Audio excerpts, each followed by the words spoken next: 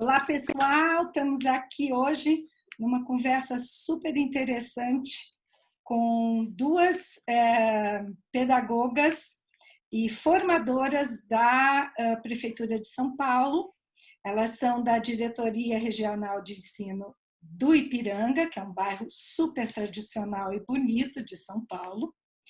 E a gente está conversando, então, com a Elaine Cristina Ramos de Almeida Nunes, que é pedagoga, tem especialização em educação infantil, já foi diretora de EMEI, de pré-escola, e hoje é formadora da diretoria de ensino. Estamos falando também com a Luciane dos Reis Farroni, que também é pedagoga, tem uma pós em educação infantil e foi coordenadora de algumas creches, e hoje também é formadora, junto com a Elaine, pela diretoria do Ipiranga. São Paulo tem tido a cidade de São Paulo tem tido uma atuação super interessante em relação a fazer toda essa loucura da escola funcionar em meio à pandemia, em meio ao isolamento social. Essa marca ficou na escola e na hora que a gente voltar, a gente vai ter que lidar com isso que aconteceu. Então, nós vamos começar retomando um pouco desse histórico.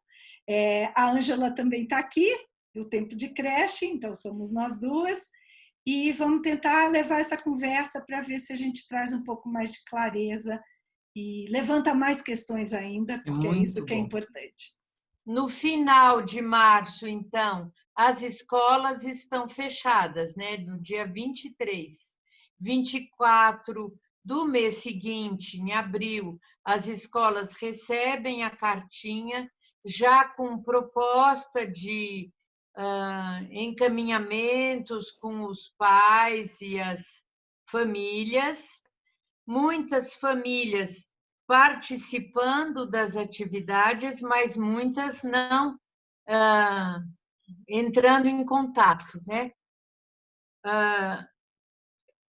Acho que tem uma questão das diferenças das creches e das EMEIs, né? Em termos de acesso aos materiais. Então, acho que ainda tem várias adequações aí no caminho. Nós já temos mais ou menos 40 dias de escola funcionando nesse ritmo. Como que vocês estão vendo isso, né? Olha, Joyce, Ângela, é um mega desafio para todos, né? E é principalmente para a escola que está lá na ponta. É um momento em que a humanidade está passando e que a gente sempre fala, a gente só leu isso nos livros de história, né? Dessas pandemias, das gripes, Então, nós estamos vivenciando essa situação e que é nova para todo mundo.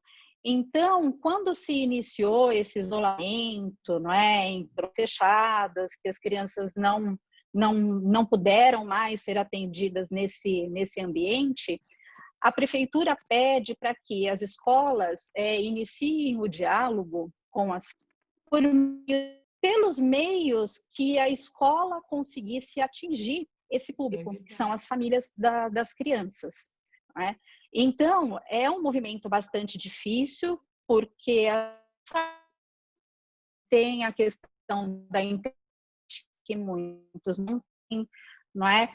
Mas que, assim, aos poucos, as escolas foram construindo, principalmente pelas suas redes sociais, e principalmente até pelo Facebook.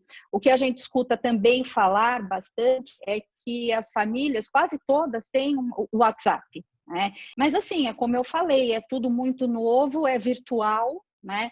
As pessoas não estão se olhando nos olhos também, não é? Com as crianças também não há essa possibilidade agora. Então, é uma construção em que um vai aprendendo com o outro. Que quem disser agora que tem a solução, que sabe como fazer, não existe isso. Se para uma escola foi muito legal, está sendo muito legal, não é? O contato pelo Facebook, elas estão recebendo devolutivas, para algumas escolas, elas têm poucas devolutivas pelo Facebook. Então, se vai para o WhatsApp. Então, vai muito do diálogo e da percepção de cada escola, de cada equipe, e a gente está sempre pedindo para que todas as decisões, para que todas as conversas, né, para que todas as decisões mesmo aconteçam no coletivo da unidade, no coletivo de cada unidade. Diga, Luciane. Eu penso, Joyce, que a gente não pode deixar de citar o tamanho da rede. Acho que assim, é um fator determinante. A rede é muito grande, a diversidade é muito grande. A Elaine bem colocou isso, que serve em uma unidade não serve em outra, né? Porque tem os variáveis daquela comunidade mesmo, do público que aquela escola atende. Então, assim, já era previsto, claro, que nós teríamos alguns percalços, porque atingir toda essa população, né, de estudantes, de crianças, envolver essas famílias, você vai triplicando esse número de atendimento. Então, assim, dentro desses fatores e dessas características que a Prefeitura de São Paulo tem, a proposta é que, primeiro de tudo, que eu acho que a gente tem que limpar isso muito bem, é que nós não vamos ter ensino à distância para a educação infantil. Não há essa proposta, essa não é a fala. Eu entendo que muitas vezes nós usamos esse termo de uma maneira de facilitar a compreensão, né? Mas eu acho que principalmente os gestores precisam ter essa fala muito clara. Nós não temos intenção de manter educação infantil virtual. Isso não é possível à distância. Isso não é possível pelos conceitos que temos na educação infantil, por essa história que foi construída até aqui com tanta dificuldade que nós sabemos, porque assim, tudo que não é indicado parece que se incorpora com uma rapidez tão grande, né? Então, a educação infantil, ela precisa de contato, ela precisa de olho, ela precisa do toque de pele. Educação infantil é o envolvimento humano. Você levantou essa questão das famílias. Nós temos que refletir muito sobre isso. Onde nós estamos errando no contato com as famílias? Que nós somos parceiros e não somos concorrentes. Por que tanta dificuldade de contato, de relacionamento? Isso quando nós voltarmos, que não seremos os mesmos, acho que essa frase tem sido dita muito, e nós precisamos incorporar isso, o que nós vamos tirar de bom e melhorar nesse sentido. No sentido de ter esse olhar sensível para o que acontece. E compreender que a atividade, ela não é... Quando a gente diz assim, olha, eu vou postar várias atividades para a mãe escolher, estamos nos equivocando, porque quando eu faço uma conversa com aquela família, isso é atividade. Isso é jornada. Ai, que ótimo isso, que né? ótimo. Quando eu ligo para saber dessa família, se está tudo bem. Tudo bem, criança? Tudo bem, família? Escuta, mãe. Criança, chama o papai, a mamãe. Quando eu tenho um grupo de WhatsApp, nós temos visto isso, eu acho que as escolas têm esse mérito, elas têm se reinventado muito. Então, nós temos unidades que têm grupos de WhatsApp por turminhas, conversam com a família, é a aproximação. Olha, eu estou aqui. Né? Eu não posso resolver o problema do mundo, mas eu estou te dando esse abraço virtual, eu estou preocupado com você. Isso é importante. Você não deixou de existir porque eu não estou te vendo. Você existe na minha vida. A professora desapareceu, a escola sumiu. Como está sendo isso? Então, essa conversa, esse diálogo com a família, orientar essa família a conversar com a criança, isso é atividade. Nós temos que abrir esse leque de possibilidades. Eu não preciso ficar diante da câmera só contando uma história, cantando uma música. Temos que ter claro que o professor, ele não é animador de festinha. Põe nariz, põe chapéu, pinta o rosto. Não, gente, o que é isso? Claro que algumas ações, né, envolvem a ludicidade e a gente vai incorporar alguma coisa. Ótimo. Mas também... Vamos contar a história todo dia? O tempo todo? Essa é a única ação que a escola vai fazer? Como se nada no mundo estivesse acontecendo? Então, acho que a gente tem que começar por aí, ampliar esse leque de opções. Muito bom. Você e a Elaine falaram duas coisas muito importantes que eu acho que talvez seja uma das heranças desse processo, né? Eu sei que é um processo ruim, mas às vezes coisas boas sobram. Que é o quanto que a escola, né, tem feito ou tem deixado talvez em segundo plano essa relação com a família, que essa retomada, né, essa nova era talvez de relação com a família vai ser bastante construtiva, né? E a outra coisa que eu acho que também a gente vai ter que repensar é o quão fácil talvez a gente derrapa para a atividade pela atividade. Isso. Sem esse foco, como você falou.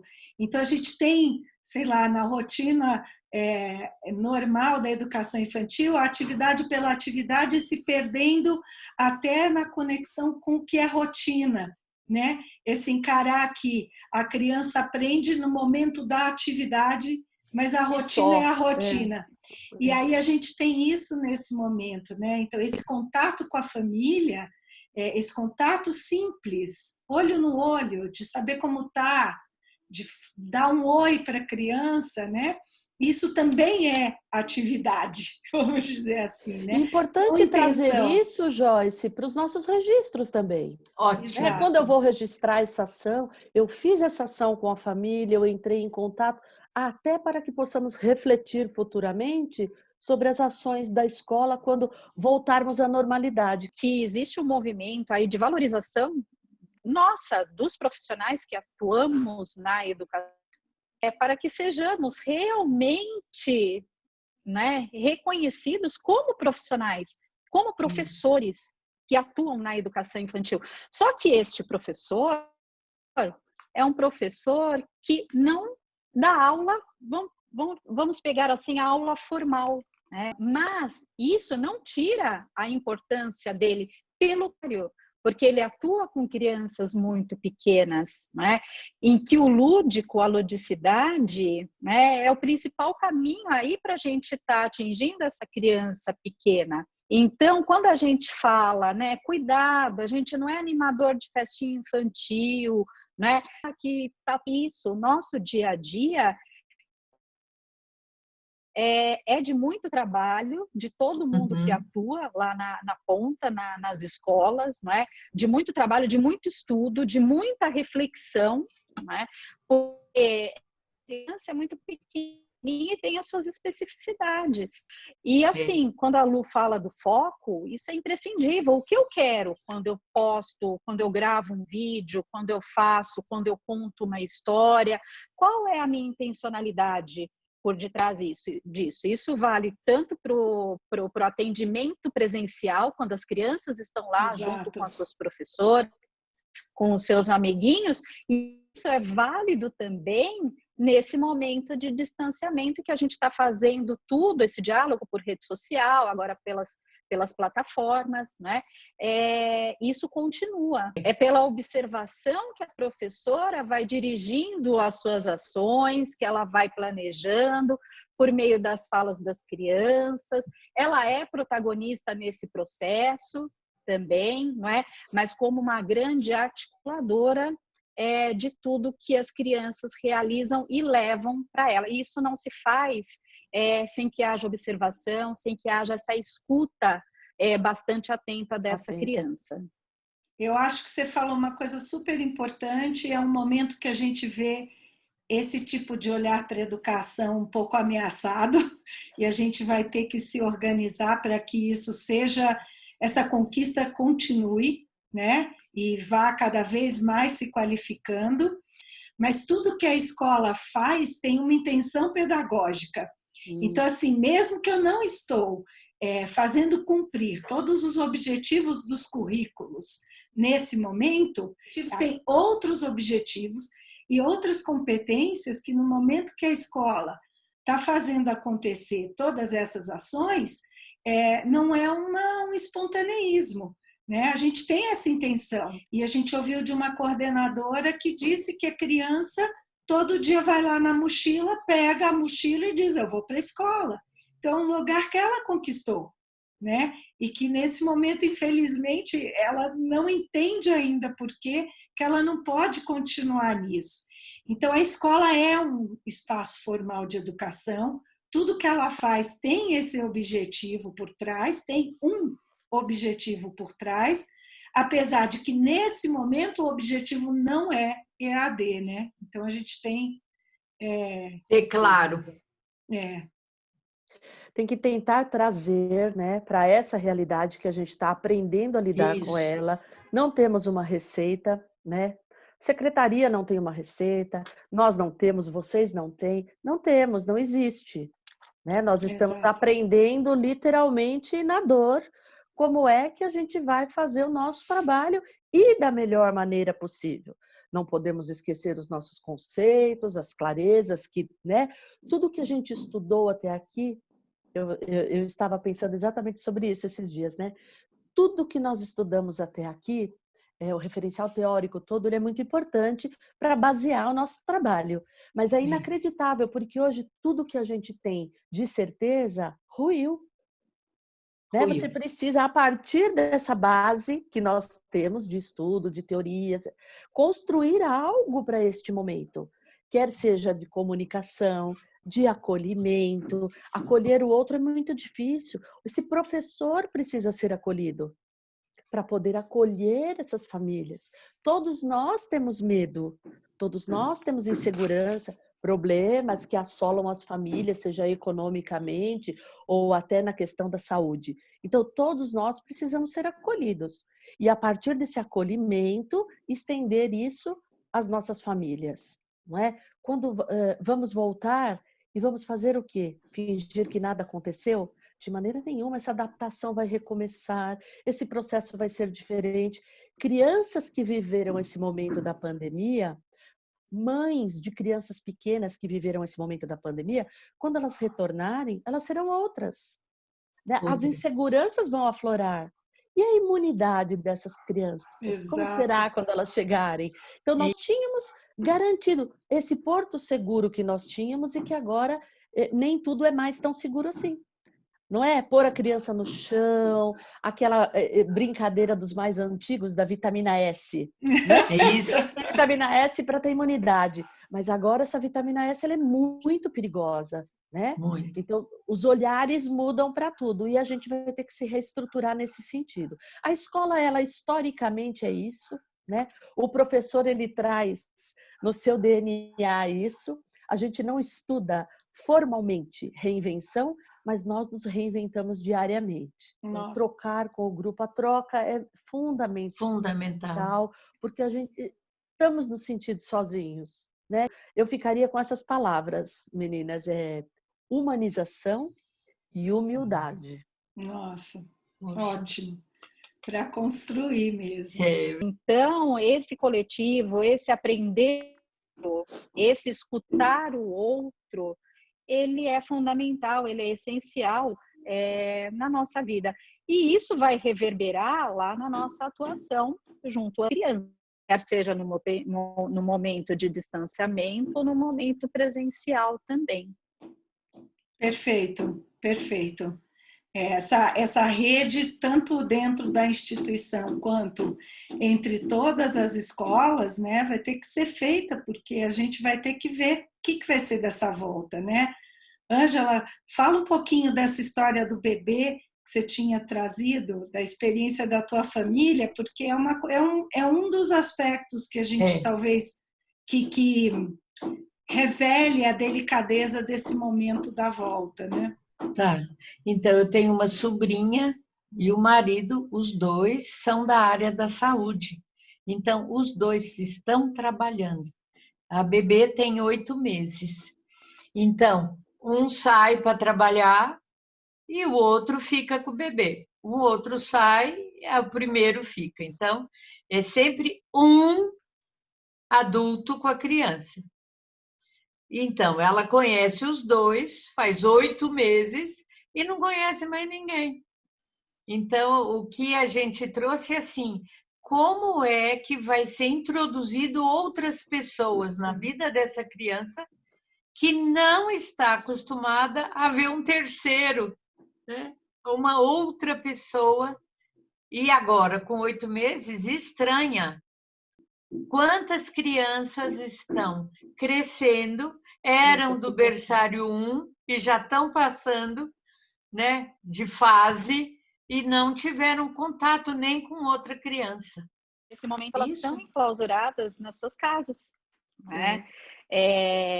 No momento em que não estávamos em isolamento, elas tinham uma escola, um parque, uma praça, um Isso. mercado que a família levava ela, que ela via outros humanos, né?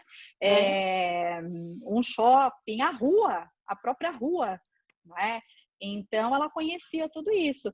Agora, uma criança de 8 meses, né, Ângela, que Isso. não viu essa realidade, não vivenciou ainda Não. essa realidade, ela vai ter esse primeiro contato quando esse momento tiver acabado, né? Então, essa adaptação à escola, adaptação a esse mundo, porque é um momento totalmente atípico esse que a gente está vivenciando nesse ano de 2020. É verdade. Mesmo que a gente quisesse voltar para a escola e retomar de onde paramos, não poderíamos. Não. Por Isso conta de mesmo. todas essas situações. Deixou marca, né? Sim. Meninas, olha, foi excelente, foi muito bom. Eu acho que a gente precisa dessas conversas. É assim que a gente está se inventando, né? A marca, acho que, do profissionalismo vai mudar. A gente vai ter uma outra visão para o que é ser profissional, né? Exatamente. E eu queria agradecer muito vocês, apesar das marcas e do sofrimento que todo mundo está passando, tem coisas que vão ficar como uma lição importante, né? Sem dúvida. Obrigada, gente. E agradecer a DRE Ipiranga, a Diretoria Regional de Educação de Ipiranga, que foi sensacional em permitir Super que vocês abertos. vierem falar com a gente. Acho que isso é importante. A gente queria agradecer a vocês, né, a Ângela, a Joyce, por essa oportunidade para a gente estar conversando um pouquinho aí com vocês. O blog de vocês, o Tempo de Creche, sempre foi referência para a gente, e a gente fala muito de vocês para as nossas coordenadoras pedagógicas. E a gente sente a orelha quente. A gente sente pela seriedade que vocês têm no trabalho de vocês.